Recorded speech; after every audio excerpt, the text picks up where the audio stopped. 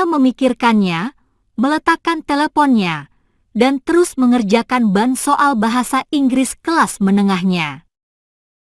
Mereka mengambil mata kuliah bahasa Inggris universitas, tetapi Hauren mengerjakan soal bahasa Inggris sekolah menengah.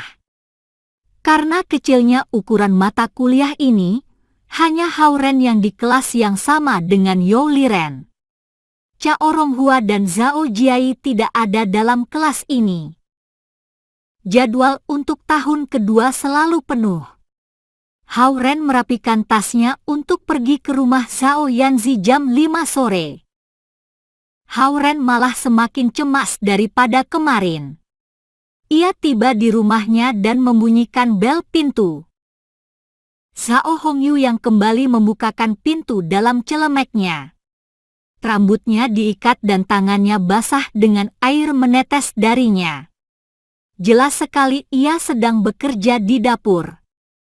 Begitu awal, ia membiarkan Hauren masuk dan tersenyum. Zi belum pulang. Hauren masuk dan bertanya. Ia sedikit malu datang terlalu awal. Ia kurang pengalaman menjadi tutor karena ini pengalaman pertamanya. Belum, paman ketiganya menjemputnya karena ayahnya bekerja lembur hari ini. Ia menjawab seolah-olah Hauren anggota keluarga itu. Duduklah di sofa dan menonton TV. Hauren meletakkan bahan yang ia beli di meja kopi dan berpikir pada dirinya sendiri untuk beberapa saat. Bagaimana jika aku membantumu di dapur? Katanya.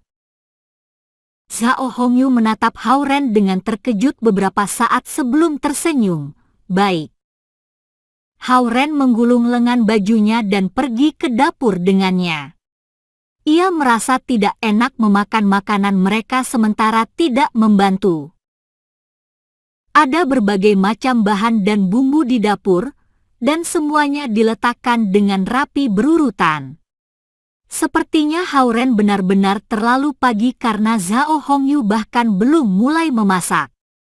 Ia baru saja hendak mempersiapkan makan malam.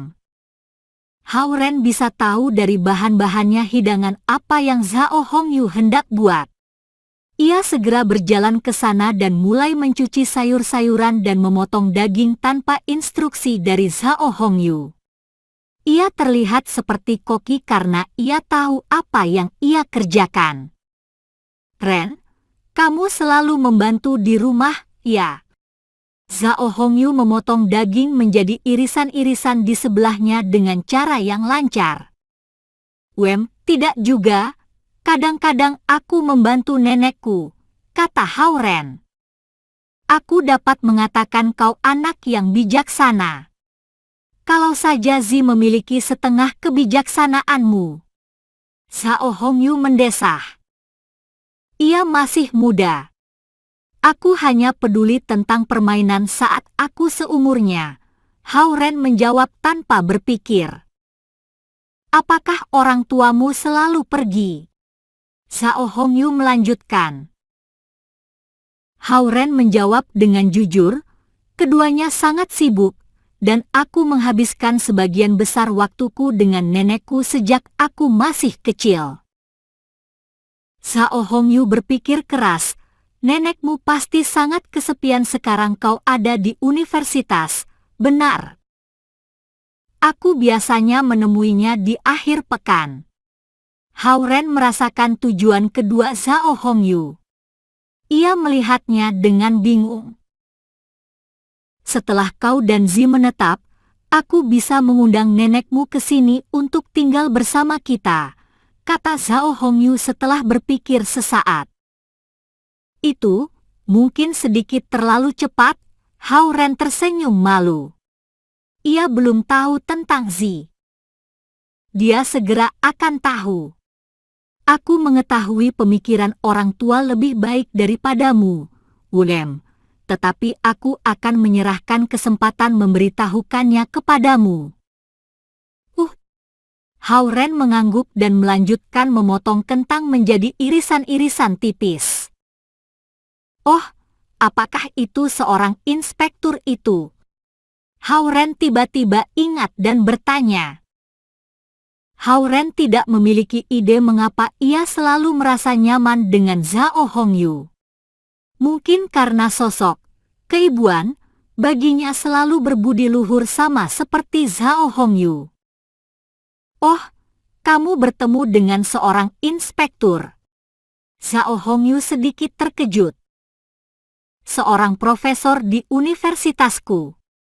Namanya Suhan, Hao-Ren berkata. Itu dia. Zhao Hongyu tenggelam dalam pikirannya. Anda mengenalnya? Hao-Ren bertanya dengan hati-hati. Mereka bukan sekumpulan orang yang mudah diajak bergaul. Tetapi Suhan memiliki relasi dengan kami Lautan Timur, jadi dia tidak akan memberikanmu terlalu banyak masalah, kata Zhao Hongyu.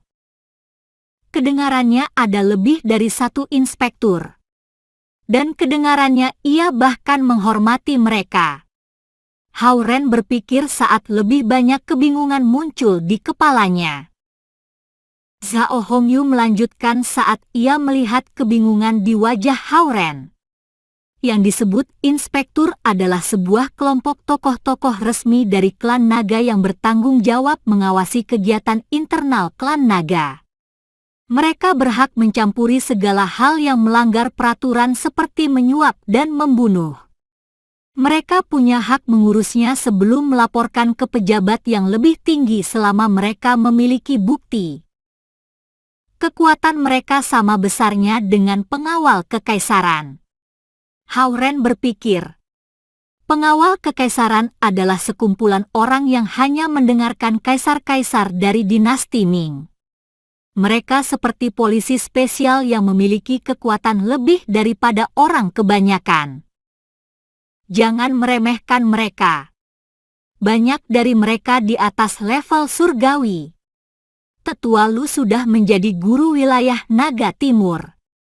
Tetapi dua Tetua Lu tidak akan dapat mengalahkan Suhan, Zhao Hongyu melanjutkan. Hao-Ren tidak memiliki konsep yang jelas dari yang disebut kekuatan ini. Atau dia tidak juga mengetahui pertarungan akan seperti apa.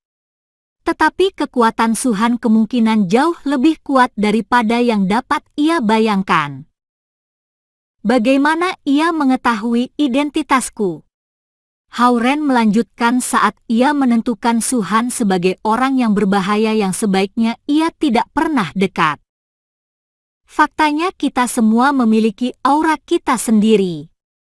Milikmu terlalu berlevel rendah untuk merasakan milikmu sendiri, belum lagi yang lain.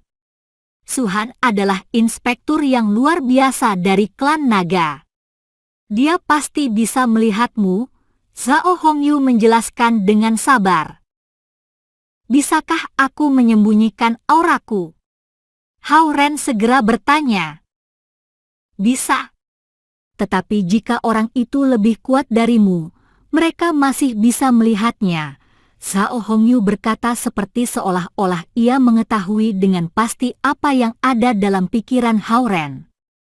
Dia melanjutkan, tetapi jangan khawatir. Kami tidak diperbolehkan saling membunuh di dalam klan naga. Suhan tidak akan menyakitimu selama ia mengenali identitas resmimu, dia bahkan akan melindungimu. Identitas resmi. Apa aku karakter ilegal di mata Suhan?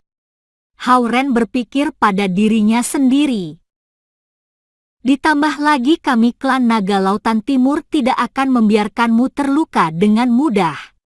Zhao Hongyu tiba-tiba meluruskan punggungnya dan berkata dengan yakin. Hao-Ren melihat ke Zhao Hongyu karena perkataannya menyentuhnya. Dia pasti telah menganggapnya menantu laki-lakinya. Jika bukan karena itu, mengapa ia membiarkannya membantu di dapur dan membelanya? Klan Naga Laut Timur, kedengarannya seperti sangat kuat. Suhan pasti memiliki rasa hormat bagi mereka meskipun identitas spesialnya. Apakah Ayah Zi berstatus tinggi di klan naga? Hao Ren menanyakan pertanyaan yang selalu mengganggunya. Ia berpikir ini adalah kesempatan yang bagus untuk bertanya. Tentu saja. Ia Raja Laut Timur. Ia pemimpin dari Laut Timur yang menempati 3.000 km persegi. Zhao Hongyu berkata dengan ringan.